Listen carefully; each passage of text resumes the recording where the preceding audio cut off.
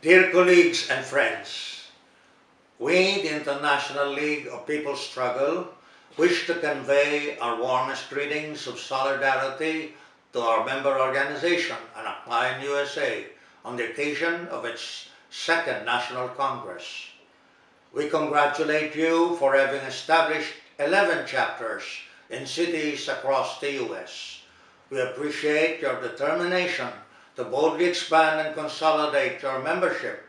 We wish you to accomplish your objectives under the general program of action that you will promulgate and the new National Executive Committee that you shall elect. We are confident that during your Congress you will be able to sum up and analyze your experience, learn both positive and negative lessons, build further on the strength that you have, and adopt the tasks and methods of arousing, organizing, and mobilizing the youth in order to raise higher the level of your unity, strength, and capabilities. You must know the long-term and immediate issues to take up in the struggle. You must have sessions of political education and learn to improve your skills at propaganda and agitation. From period to period, you must have a plan for recruiting more members and establishing more chapters.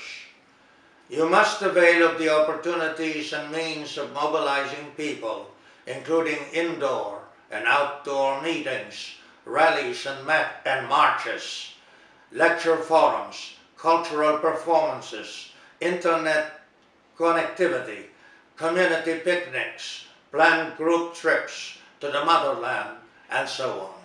You must act on burning issues and decide what campaigns to sustain from period to period. We hope that you will succeed in the next 3 years in the campaign to defend and save the schools and communities of the Lumad against militarization, repression, mining, logging, and plantations, and to uphold the human right to education in the U.S. against the onerous student debt, the rising cost of education, and other attacks under the neoliberal policy. We encourage you to develop stronger solidarity relations with non-Filipino youth and communities in the U.S. along the anti-imperialist and democratic line. You must confront the same increasingly oppressive and exploitative conditions in the U.S. and in the world. Such conditions are the result of the unjust character of U.S. monopoly capitalism, its ever-worsening crisis, and its relentless drive for plunder and aggression. We welcome the theme of your Congress, Upsurge, Unite the Youth to Fight for Our Liberation. In this connection, we strive to shed light on the global economic and political crisis and urge you to confront the crisis and respond to the need for revolutionary change in the U.S., in the Philippines, and elsewhere in the world. The U.S. is the chief instigator and enforcer of the neoliberal economic policy. This policy of unbridled greed pushes down wage incomes, gives tax cuts to the monopoly firms, cuts back public funding for social services and benefits, liberalizes trade and investments, privatizes state assets, and does away with regulations that protect labor, women, children, the entire society, and the environment. The result is a more frequent recurrence and rapid worsening of the crisis of overproduction. The monopoly bourgeoisie tries to override the crisis and increase its profits by generating financial bubbles which inevitably burst and aggravate both economic and financial crises. There is yet no real and lasting recovery from the economic plunge and global depression that started in 2008. The imperialist powers individually tried to pass the burden of crisis to the people in their respective countries and collectively to the people of the underdeveloped countries through austerity measures, international usury, higher taxes, faster extraction of natural resources, and higher rates of profits. The U.S. has led the imperialist powers in war production and unleashing wars of aggression and proxy wars in order to directly profit from war production as well as to impose hegemony on other countries. But the crisis of global capitalism has become so grave that contradictions among the imperialist powers have become pronounced. They are increasingly engaged in a struggle for a redivision of the world in terms of economic territory and spheres of geopolitical influence.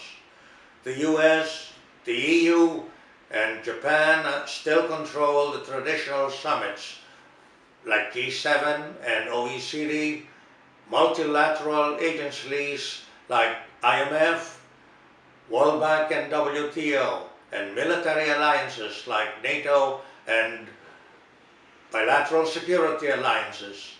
But Russia and China have formed their alliances like the BRICS and the Shanghai Cooperation Organization.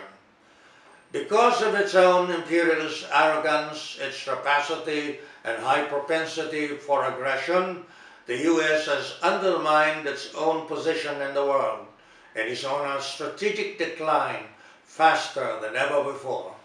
It has financialized the U.S. economy to the extent of having grave difficulties in reviving manufacturing and employment.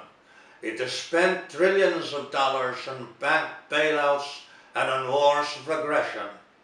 It is a matter of justice to themselves that the American people of various nationalities rise up against imperialist oppressors and exploiters. Anakbayan-USA must be united with the rest of the American people in fighting against the rise of state terrorism, white supremacist racism, religious bigotry, and other reactionary currents that multiply the harshness of economic exploitation, unemployment, and poverty.